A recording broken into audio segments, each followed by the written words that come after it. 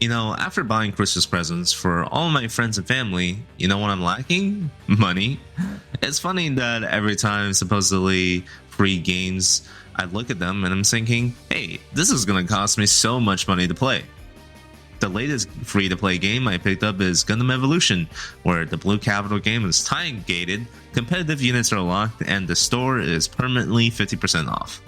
Why is it like this? Well, the short answer is money, money, money, money, money, money. And the long answer, it has to do with two things. One, the free-to-play model, and two, the target audience. The free-to-play model is a blight upon the gaming world. It's also one of the most profitable avenues of revenue in this day and age. The foundation of the free-to-play model is the freemium business model. Think common programs that you use like Google Documents, Grammarly, and Malwarebytes. Monetization for these programs happen when the user chooses to unlock higher tier functions. The benefits of these programs is that they are free. You can use them whenever you want. In fact, I'm using Google Documents to write the script, and that they reach a large amount of people. The barriers to entry for these programs is very, very low. So, the same thing for games. The barrier for entry for a free-to-play game for the consumer is theoretically none. If you have a computer, you can probably play it.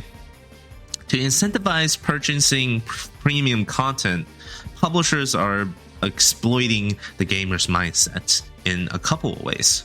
These including paying for unobstructed play, paying for competitiveness, and paying for social interactions. Don't worry if you fall into any of these tactics. I have definitely in the past and will probably fall to them in the future. So let's break down how Gundam Evolution use some of these tactics to get you to pay them. Alright, so when you're playing a game like League of Legends, Apex, or Gundam Evolution, you're always going to be suffering from obstructed play. So many characters are locked behind the various resources. If you're not seriously grinding out for a resource in many games, it's impossible to get all the characters you want to play with. Developers leverage this frustration by putting artificial barriers in the gaming environment that reduce or hamper player progress. The same phenomenon has been confirmed in casino games, where it was indicated that players who experience frustration by being stuck in the game were very prone to spend money to ensure further progression.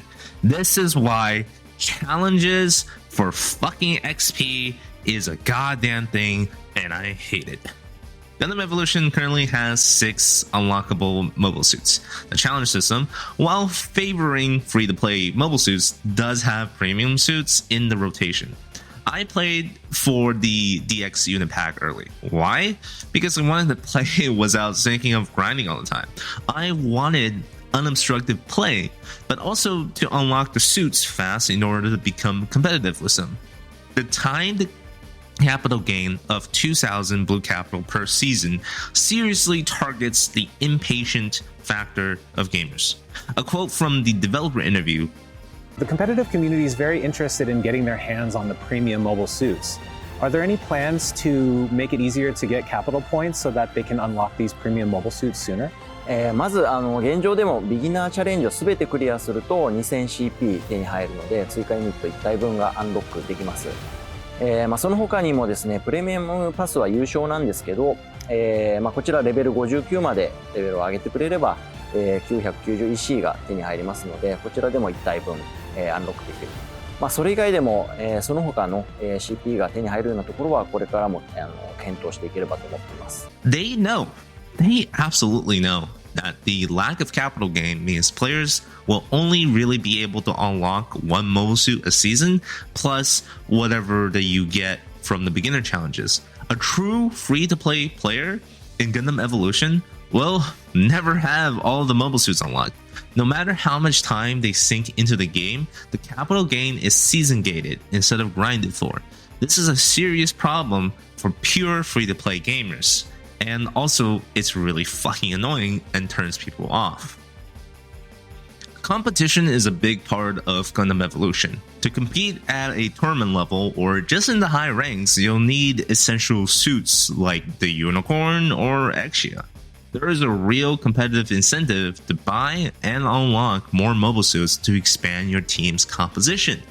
Within this small game, there's a relatively active esports scene in Japan and the US. The Western Showdown series just ended with a actually pretty spectacular final set between Mafty and Total 10 fans. I highly recommend you watch the finale. It's a really good match, and I'm honestly thinking of making a video on how watchable Gundam Evolution is, but whatever, I'll save it for another time. Think about this though. Competition drives investment in games. All of the pros that participated in the tournament will have to at least learn or play with many of the unlockable mobile suits. There are 56 teams that participated in the Western Gundam Showdown tournament. Now, I'm just going to go for a high estimate here, because I don't think all of the teams showed up, and not all of them will buy the DX pack. But here's the calculations. That is 336 players in the tournament each. And if they have the DX packs unlocked, that's at least 40 USD. So that's at least $13,440 worth of revenue from just the pro players alone. And this tournament only has a prize pool of $20,000. To be fair though, the Sazabi, Pale Rider, Turn 8, and Big Daddy Dom Trooper are all free to play. They are unlocked at the start, and they are probably some of the most competitive mobile suits right now.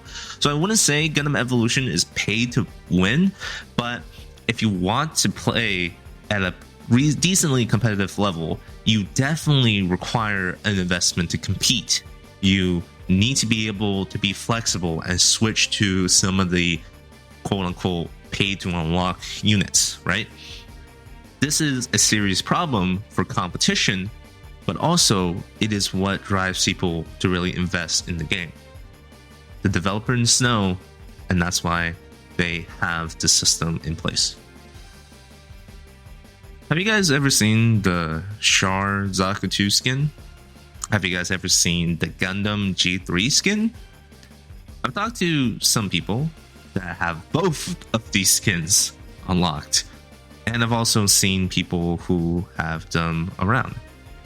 These skins cost roughly 300 to 400 USD to get because they require green points, which you only get if you get a duplicate in the loot boxes.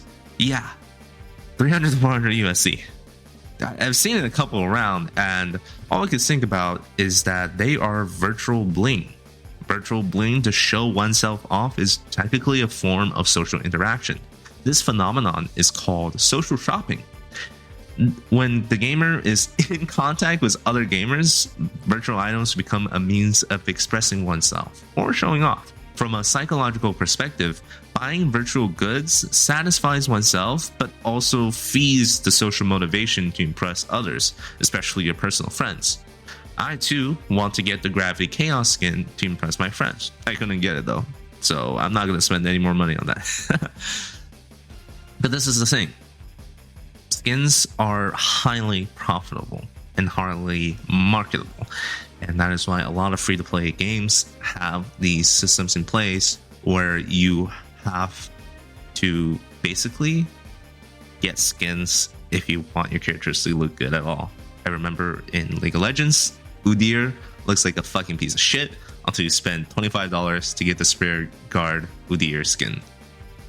Not the case in Gundam Evolution, but some units do look a little lackluster, and the Gravity Chaos skin looks so damn good.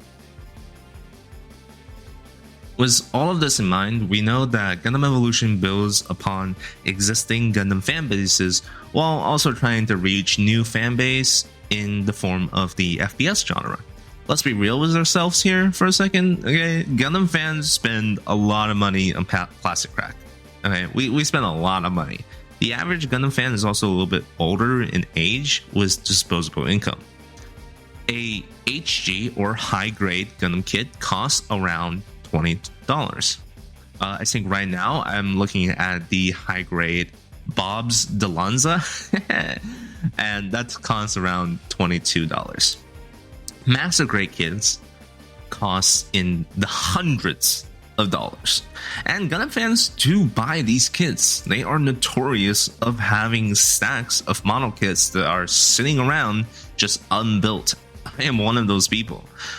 The real audience for Gundam Evolution is to target me. I am the target. They got me. They got me. With the amount of people that I see with fancy skins around, they've got us. It's theoretically possible to play this game forever with skins, tickets, and new suits with a $50 investment in the DX unit pack and the battle pass. This will give you enough leeway to play the game forever without spending another dime. $50 is actually a pretty fair investment in my opinion, but this is promoted as a free-to-play game. The free-to-play is very, very hostile. Pure free-to-play players will have to spend a lot of time trying to grind for those challenges because they only get 2 challenges a day and only 4 weekly challenges a week. This will curb stomp their point gain. And the second part of the capital, the 1000, is at level 58, which is extremely hard to get unless you spend a lot of time on it. So this system that Gundam Evolution has is really, really toxic to pure free-to-play players. The monetization team has created pain points where the gamer can spend money to overcome. Now, whether or not this model can sustain Gundam Evolution in the future, I'm not sure. Like I said, it's very toxic to pure free-to-play fans, but it's pretty generous for low spenders on the Battle Pass. My prediction, though, is that in the future, we'll probably see something that allows people to earn more capital at a boosted rate, because seasonal capital gain will not be able to sustain the new unlockable units that are coming out every 2 months. Although there is a chance that we can end up like fucking Company Heroes 2, where there are like 50 commanders or something. After like 4 years, they still haven't made it free, and you can get points towards loot boxes in order to try to get them. But there's like 50 of them, and you have to compete with fucking skins. And every commander is like $3 fucking dollars, and on top of the $20 to get the game in the first place, KOTU still has like $300 worth of fucking microtransactions to even just be competitive in the fucking game. Fuck. Okay, we could. That is the bad ending. We could end up like fucking Company Heroes 2. However, I am being optimistic here, and I think in conclusion, Gundam Evolution needs some capital gain per level to really sustain the player base in the future. That's my take. Thank you all for coming to my TED Talk. Have a very chill and very nice holiday season. Stay warm, relax, and I'll see you all in 2023. Peace.